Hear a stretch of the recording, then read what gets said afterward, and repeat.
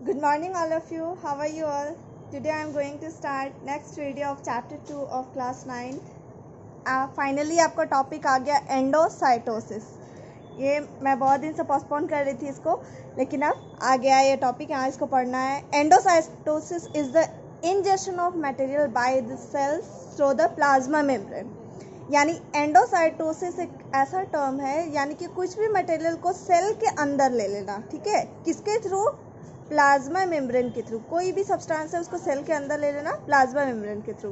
It is a collective term, यहाँ ध्यान दीजिए, कलेक्टिव टर्म मतलब सब मिला जुला टर्म है, मिला के।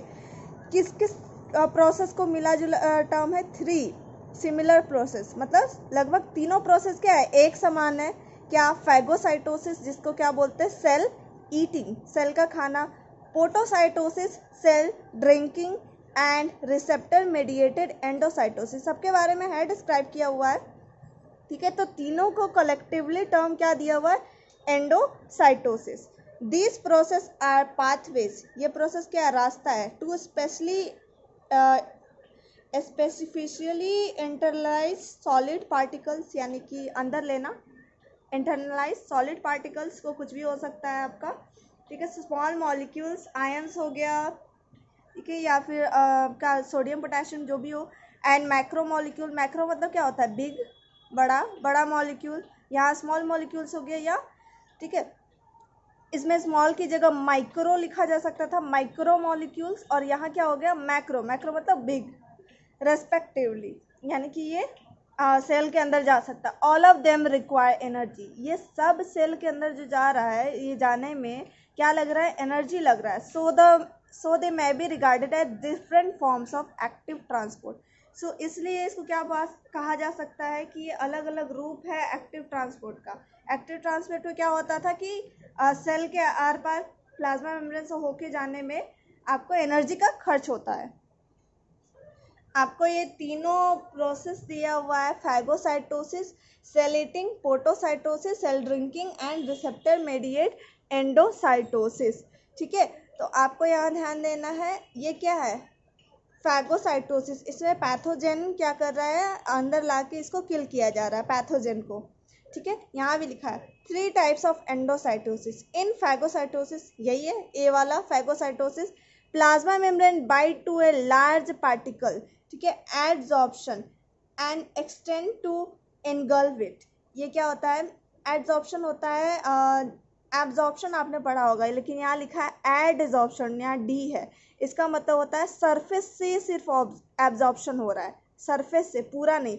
जैसे आपने अगर कोई रॉक के ऊपर थोड़ा सा पानी डाल दिया और उसके बाद उसको तोड़ के देखोगे तो अंदर भी गीला रहेगा? नहीं, सिर्फ उसके सरफेस पे रहेगा। तो क्या हुआ? सिर्फ सरफेस पे एब्जॉर्प्शन हुआ, उसको क्या बोलते हैं?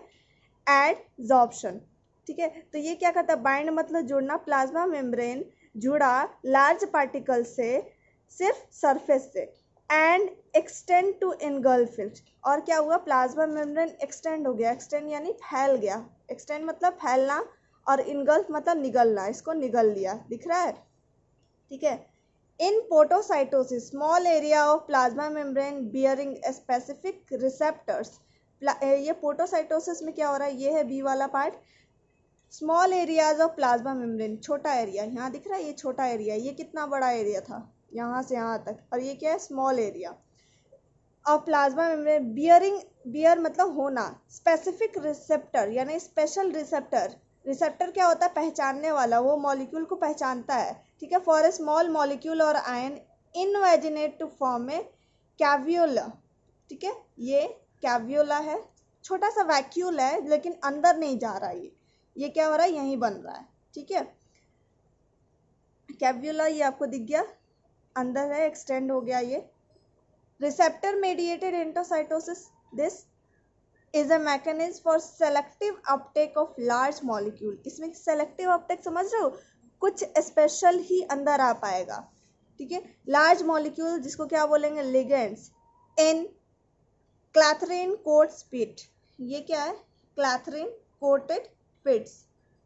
इसके नीचे एक स्पेशल सब्सटेंस है जिसको क्या बोलते हैं? Clathrin. Binding of the ligand to the receptor on the surface plasma membrane stimulate invagination of pits. यहाँ देखिए क्लैथरिन आखिर हो गया, होता क्या है, क्लैथरिन इज ए प्रोटीन जो क्या कर रहा है, ये वैक्यूल बनाने में हेल्प कर रहा है, ये रहा, ठीक है, ये वैक्यूल बनाया है, यहाँ है क्लैथरिन, ठीक है, ये अलग सेपरेट हो गया अंदर जाके ये वैक्यूल से, और ये क्या हुआ, जिसको ट्रांसफ़र कर रहा था लिगेंड को, लिगेंड क्या है, कॉम्प्लेक्स मटेरियल, वो अंदर भेज देगा, और ये जो वैक्यूल जो खाली हो गया ये वापस सरफेस पे आ जाएगा ऐसे, ठीक है। Receptor and membranes are recycle यानी वापस यहीं पे आ गया। Receptor and ligand are dissociate. Receptor ये था, ये जो वाई शेप्ड आपको दिख रहा है, रिसेप्टर क्या करता है, पहचानने का काम करता है, ये मैंने भी बताया। तो ये स्पेशल सब्सटेंस या मॉलिक्यूल को पहचानने का काम कर रहा है, किसको, लिगेंड्स को अंदर ला रहा है, अंदर लाने के बाद ये इससे वैक्यूल के साथ डी अटैच हो गया, इसको अंदर कर दिया और ये खुद वापस बाहर चला गया, ठीक है। ये हो गया binding of the ligand to the receptor on the surface plasma membrane stimulates invagination of pit, ठीक है, इनवेजिनेशन यानी बड़ा होना, इसका बाइंड होके फिर ये क्या हो गया, बड़ा हो गया इसका प्लाज्मा मेम्ब्रेन अंदर की तरफ, और फिर ये डिसोसिएट हो जाएगा और ये वापस सरफेस पे आ जाएगा, ठीक है। सेम वही चीज़ हो रहा है सब में, क्या हो रहा है, यहाँ पैथोजेन आ रहा था, ठीक है, इसको प्लाज्मा इन्वेजिनेट किया, बड़ा हुआ, इसके अंदर लिया, और लाइसोसोम में क्या होता है, एंजाइम्स, एंजाइम क्या करता है, डाइजेशन में हेल्प करता है, इसको अंदर गया और इसको डाइजेस्ट कर लिया, हो गया काम, और फिर ये वापस फिर सरफेस पे चला जाएगा और वापस पहले जैसा हो जाएगा। ये क्या है, ये भी क्या आइडेंटिफाई कर रहा है, ठीक है, कैवियोला था यहाँ पे आइडेंटिफाई, लेकिन ये अंदर नहीं जाता है, ये क्या करता है, सरफेस पे ही चिपका रहता है, स्मॉल मॉलिक्यूल्स को आइडेंटिफाई करता है, छोटा सा वैक्यूल बनाता है जिसको कैवियोला बोलते हैं, और ये जस्ट उल्टा हो जाता है, अपोजिट साइड, यहाँ देख रहे हो, यहाँ जगह स्पेस है, यानी जैसे ये घड़ा है अभी सीधा, और इसको क्या करो, उल्टा कर दो, सारा क्या होगा, नीचे चला जाएगा, वैसे ही सारा आयन अंदर चला जाएगा और फिर ये वापस टर्न कर जाएगा, translocation to opposite side of the cell. I hope अब क्लियर हो गया होगा आपको। नेक्स्ट क्या है, फैगोसाइटोसिस, उसी के बारे में थोड़ा और पढ़ना है। It literally means cell eating, इसका मतलब क्या होता है, सेल का खाना। It is a common method of feeding among the protozoa amoeba, amoeba के खाने के आपको बताया था, स्यूडोपोडिया जैसे बनता है वैसे ही, ठीक है। एंड लोअर मेटाजोआ स्पॉन्जेस, ये क्या है, एनिमल है, स्पॉन्जेस एनिमल होता है, ये मल्टी सेलुलर होता है, लेकिन सेल इसका अलग अलग होता है, उतना कॉम्प्लेक्स नहीं, simple multi cellular animal. Next है, it is also the way in which white blood cell, leukocyte बोलते हैं, ल्यूको मतलब क्या होता है, colourless, white blood cell, engulf cellular debris, debris का मतलब कचरा, ठीक है, एंड अनइनवाइटेड माइक्रोब्स, ऑब्वियस सी बात है, आप इनवाइट तो नहीं करते हो माइक्रोब्स को आपकी बॉडी में आए और डिजीज़ कॉज करे, तो ये क्या अनइनवाइटेड माइक्रोब, जैसे क्या हो गया, बैक्टीरिया एंड वायरसेस ब्लड में है, उसको क्या करेगा, WBC खा जाएगा, अमीबा की तरह। आप भी जानते हो अमीबा क्या करता है, अपना ये सीडोपोडिया निकालता है, ये क्या है, WBC है, ये न्यूक्लियस है, फैगोसाइटोसिस हो रहा है इसमें, फैगोसाइट है, ये करने वाला सेल को क्या बोलेंगे, फैगोसाइट क्या है, ये WBC, ये अपना आर्म निकाला, इन्वेजिनेट किया, ये क्या है, ये आपका ये है पैथोजन है, ठीक है, इन्फेक्शियस एजेंट यहाँ लिखा हुआ है सेम, पहले ये ऐसे आया, फिर क्या हुआ है, आर्म और बढ़ गया, और फिर ये क्या किया, इनगल्फ कर लिया, इंट्रा सेलुलर वैक्यूल, इंट्रा मतलब क्या होता है, सेल के अंदर, ध्यान दीजिए, इंट्रा, इंट्रा मतलब सेल के अंदर गया, और फिर ये क्या करेगा, लाइसोसोम के हेल्प से डाइजेस्ट कर जाएगा, दिख रहा है, तो यही है इन स्यूडोपोडियल मोमेंट, क्योंकि ये जस्ट लाइक एमीबा की तरह बिहेव कर रहा है। The phagocyte, a type of white blood cell, engulf the particle and lysosome join with the vacuole, lysosome क्या हुआ, वैक्यूल के साथ जुड़ गया, क्यों जुड़ा, क्योंकि इसके पास एंजाइम है, इसको डाइजेस्ट कर देगा, containing injection particle and pour their content, क्या, digestive enzyme into the vacuole and destroy the particle, particle क्या, इन्फेक्शियस एजेंट, उसको खत्म कर देगा। Like WBC, there are other phagocytes such as macrophages, ये WBC का ही टाइप है, found in connective tissue, connective tissue क्या होते हैं, जो जोड़ने का काम करता है, वैसा टिश्यू, नाम से ही पता चल रहा है, वैसा टिश्यू जो जोड़ने का काम कर रहा है दो चीज़ों को, एंड लिवर साइनोसॉइड्स, ठीक है, लिवर में पाया जाता है।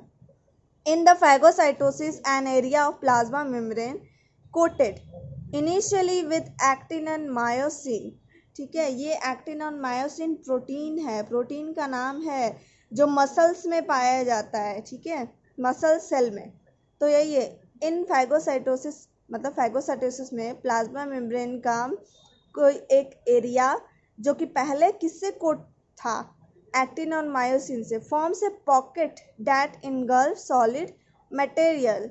ये क्या करेगा, एक तरीके का पॉकेट बनाएगा जो इनगल्फ करने, पॉकेट क्या, कुछ थोड़ा सा स्पेस पॉकेट ऐसे ही होता है जिससे ये इनगल्फ अंदर लाने में हेल्प करे।